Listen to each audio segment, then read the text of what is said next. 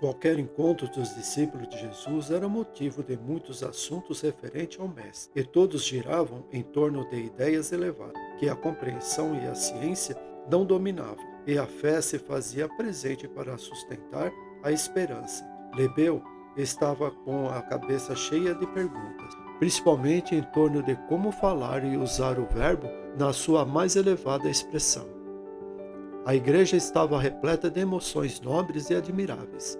Um gesto de Jesus em direção a Bartolomeu, e esse deu início a uma rogativa ao Senhor do Universo, com toda a humildade. Terminada a prece, parecia que os discípulos tinham prazer em respirar aquela atmosfera incomparável. Tadeu deparou-se com o manso olhar do Mestre e entendeu que era a sua hora, expressando-se assim: Senhor, já ouvi a tua opinião acerca da palavra e da audição, que muito me comoveu.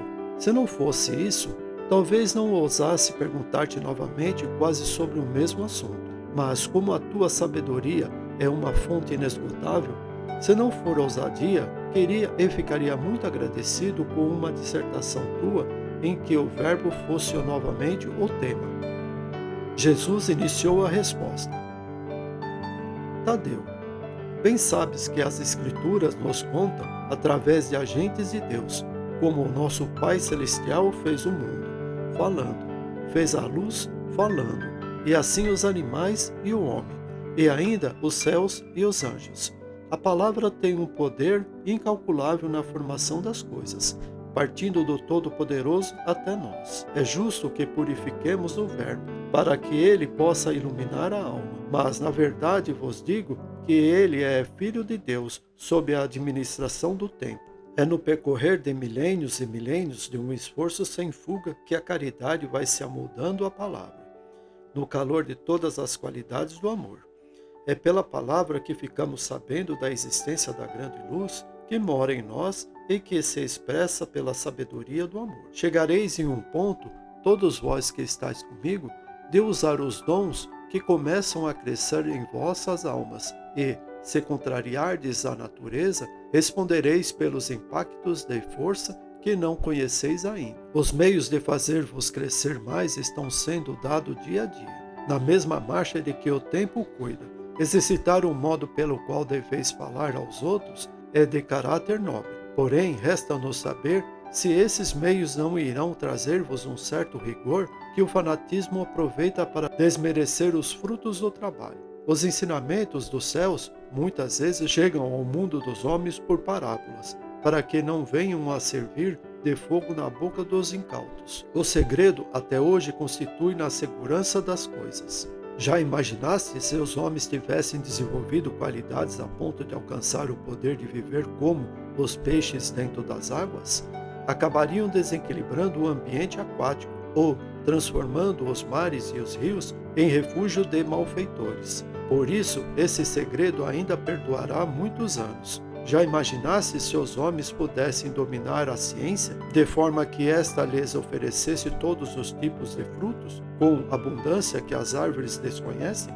O que seria do equilíbrio da alma, desprezando o trabalho cada vez mais? Já pensaste se os homens tivessem em suas mãos o poder de aparecer e desaparecer onde é a hora que lhes aprouvesse? Essa chave divina é guardada somente para abrir as portas na hora em que a bondade de Deus disser: pode.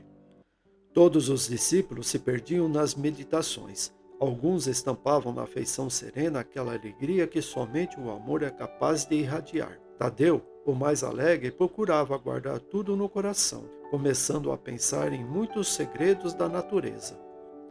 O mestre compassivo e energético retomou a palavra.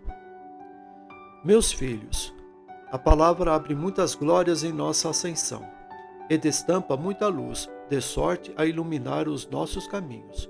Mas quando é educada, é bom que sabeis que a educação é fruto de inenarráveis séculos de disciplina. Se começardes a conhecer alguns segredos do verbo, aplicando-os na satisfação orientada pelo egoísmo, se deixardes que a palavra seja escrava dos instintos inferiores, se não houver a vigilância evitando que a fala vos sirva como agente entorpecedor dos semelhantes, para que esses cedam à vossa usura e vos deem o que não mereceis.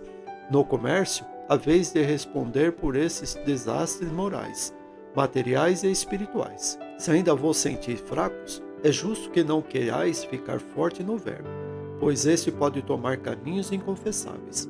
Assim como não podeis pegar peixe nas águas com um só quadrado de barbante, não podeis igualmente ter o equilíbrio das vossas emoções somente com a educação da fala.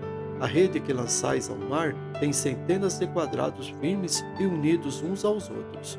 Na verdade vos digo que o mesmo haveis de fazer com os dons espirituais, todos unidos, uns amparando os outros, dando condições ao espírito de trabalhar na verdadeira paz e na consciência do exercício das leis divinas. Jesus deixou passar alguns segundos para que os pensamentos dos discípulos se alinhassem com a dignidade do ambiente e tornou a sua dissertação.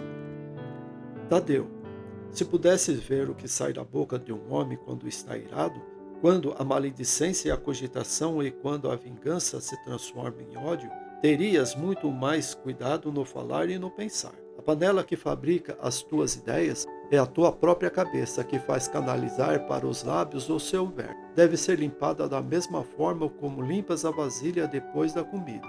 A vez de limpar a cabeça depois de pensamentos maus e impuros. Assim como não nos sentimos bem com comida e roupa mal cheirosa. Não podemos sentir alegria com a cabeça imunda de restos mentais que nos incomodam muito mais.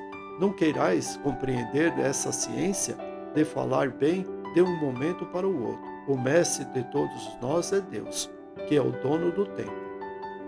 Jesus fez silêncio. Quando os discípulos notaram que ele ia saindo pela porta, acordaram de suas meditações e deram-se a acompanhá-lo. Recendia de leve um perfume encantador na igreja dos pescadores, convidando a mais um pouco de permanência. Mas era a hora de sair.